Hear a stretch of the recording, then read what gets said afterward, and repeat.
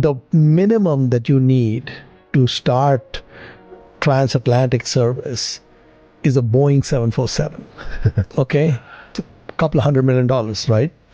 And Branson got Virgin Atlantic off the ground with no money. So what he did is he calls directory assistance in the United States, 555-1212, in Seattle, 206-555-1212, asks for the number for Boeing.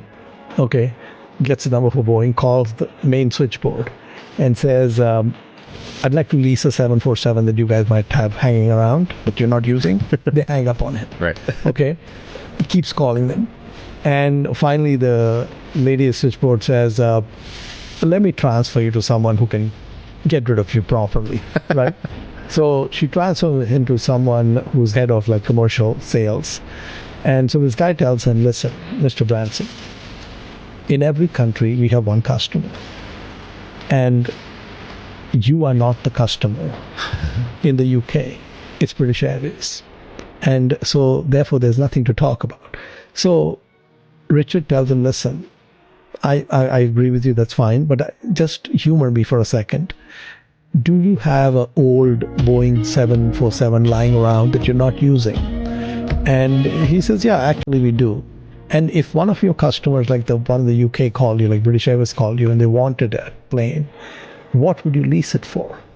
So he says, well, I really don't need to have this conversation, but we would lease it for about $200,000 a month. Okay, $200,000 or $300,000 a month. And Branson was able to convince Boeing to lease him that 747 because he was sitting and doing nothing. Right. Then when he set up Virgin Atlantic, he said, you get paid for all the future flights in advance because people buy tickets. So the plane's going to fly in April. People already bought tickets in February.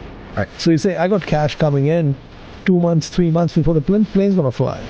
And I'm going to pay for the fuel 30 days after that plane lands. Okay, so he had negative working capital, and the lease payment is also in arrears. Right? So basically, he was able to get Virgin Atlantic off the ground with zero equity. Right now, the way I look at it is that if you can start an airline with no money, you can start any business with no money. Right. Okay. You just have to replace capital with creative thinking.